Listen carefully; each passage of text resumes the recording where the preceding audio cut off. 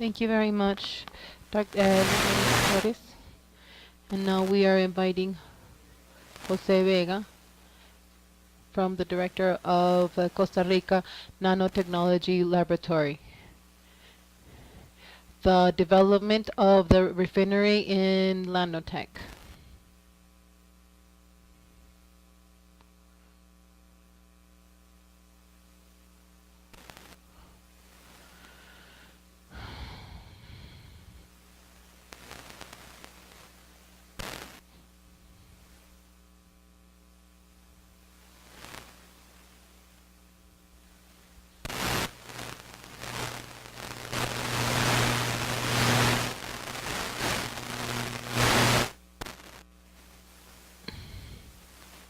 Good afternoon. Can you all listen to me in the back? It's a little cold, and thank you for the organization of the event, for inviting us to participate in this wonderful event here in Bogota, Colombia. Especially what I'm going to talk about in this conference is more or less what we are doing in Costa Rica and LANOTEC, which is our national lab for nanotechnology, the one I've been directing for the past 10 to 11 years. This lab has objective has been to help us with different changes that we have at the end of the past century, thanks to the new technology, especially about nanotechnology and all about the TICs and everything that has to do with knowledge. So Costa Rica is a small, I didn't bring a video to show what our country is, but these are a few pictures show more or less what our country is. It's a very, very small country. It only has 51,000 square kilometers. It doesn't have mineral richness. We don't have oil. I don't know how we survive, but then nature, our biggest richness, treasure is nature. I'm sure many of you have heard about the Costa Rica, and you can only always think about mountains, green, the beach, and that is our biggest richness, and tourism is what keeps us going. It's a small country. We have a little less than 5 million inhabitants. We don't have an army. A big part of our budget goes into education, and a little bit more, not too much, in science and technology. We would want some more. So since Costa Rica is a green country, and we're in, we want it to be the first country with neutral carbon for the year 2021. In the 2009, we were classified as the greenest country in the world. And our economy is based on ecotourism, services, components, electronics, and medical, and agro-industrial. Basically, our nanotechnology has been developed in 6 special topics. For example, the strategy for the 21st century, because we want for our country to be our 2025 developed country, and we need all these convergent technologies to be able to come to this development. That's why in 2011, nano and biotechnology was something that became of national interest, and has been developed through the government, and it was published. We also have the programs of nanotechnology in the state universities, the one that I work in as well. We have some companies also with that in the years they have also included in their process the nanotechnology development areas in nanotechnology, and having new products that are involved in nanotechnology. We have also created a program that still hasn't been officialized, that has to do with the National Plan of Sustainable Development in nanotechnology. At this moment, it's in the 3rd stage, which is empowering the businesses, of the companies of this program. This program has let us see what the strengths that in nanotechnology the country has, and one of them is with a biorefinery.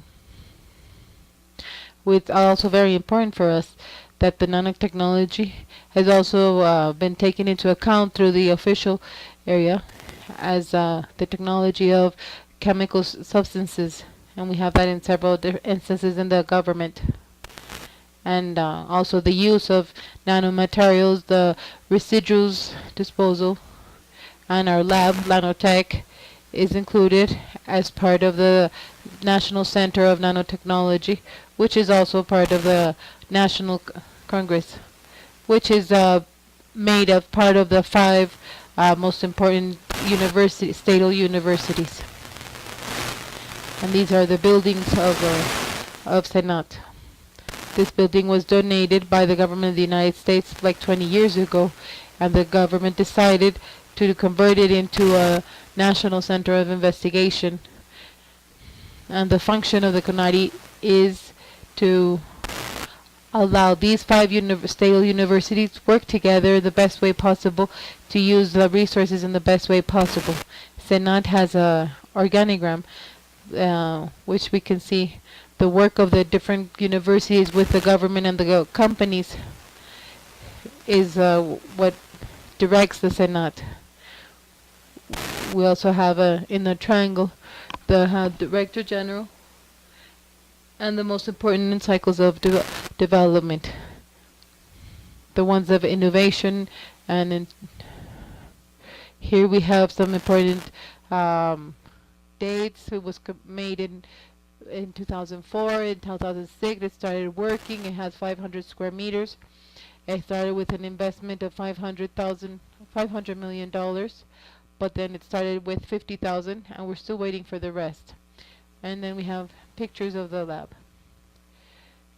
Of course, that the financing and the maintaining of these installations is very, very expensive. We have very little investment by the government. Most of our funds come from CONADE and from FUNCET. We also have some problems to be able to evaluate national projects, because if we present projects, then the evaluators are from the university, and then since we're not part of the university, so it's very hard for them to approve our projects. These are our most important objectives, is to do research, be also a laboratory center, and to make strategic alliances with different parts of the country. This is part of our team. As you can see, since it's a nanotechnology lab, you can see we have different kinds of professions. We have chemists, we have physics, we have mathematicians, electronics, biology, systems, mechanical engineers. It's a very multidisciplinary team. What we do in our lab is investigation, extension, teaching, innovation. These are part of the projects that we have. We have 6 different projects which we are doing. We have 2 that have to do with nanotechnology, which is the renewable energy and the advanced materials. Both of these cases, we have 2 projects that are related with biomass and eolic energy. We have worked in polymers. We have Linguina, Quintina, etc. These are the labs and some of the teams and the equipment that we have. They're all different kinds. The TGA, DTGA, FITFAR. This is a transmission. The ergonomics, other tensiometers, the GFID, and some of the pictures of the lab. Within the teaching, we have the development of, we're working with the universities. We have the National Olympics, the different science fairs in the country and different parts of the world. One very important part that we have developed has to do with biorefinery, which has to do with the small companies and the patents for when it gets together with the lab, this new business, which is known as bioenergy solutions. they have been able to get biocombustion products because of thanks to the oil, and especially the fact that people have and with and then here are other companies and projects that we have been able to develop. Um, we have made better materials. Um, we have worked with fungus. The we also had with big companies. With we have two big food companies. One that is from sardinas and tuna. And with the residual of the company, we have done very interesting new products. We also have another of a company that has to do with health. This project is known as TECA, and the TECA is about the Tectona grandis, and it has the characteristics that it's a very high level wood that is very resistant and special color too.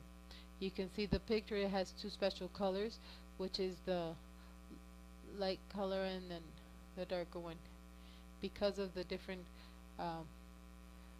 people think that both woods are different, and they think that the darker one is more resistant, so then that's why we work with these woods. So then what we have doing is using some of the colorings of the wood to be able to color it, and then we eliminate the difference. So then we like to work with the lignin and the cellulose and the sugars and the bioethanol. So then this way we have a lot of experience being able to work with this residual of the wood. We've also been able to work with nanoparticles, and when we work with the cellulose, we have the big applications for industrial purposes. The use of right now of all the cellulose is coverings and hydrogels, and we have several electronic components, and of course the lignina is also being used, and it helps as emulsifiers and agents that help to stick, and it can also work for metals. We also work with elidopa, and then we also have the costs on the world market when we see these kinds of projects for the world. So then we have some of these companies in the world. And now to finish, this is part of the biorefinery that we have been working with, where we see the biomass has be able to get the cellulose material, and also get oils and waxes that when they are purified we get bioformulations. And in the case of the cellulose material, we can get this material, we can get lininas of different sizes and molecule weight, and we get LDO and other aromatic substances. We also get bioenergy and working with gas and even electricity. And with the case of the cellulose, we have the acid lactic that's been able to be get, and with the energy we can work with ethanol, and of course everything that has to do with biomaterials. And last but not least, the specific case of this company, whoever is interested in working with, we have also been working with wood made out of fiber. Thank you very much.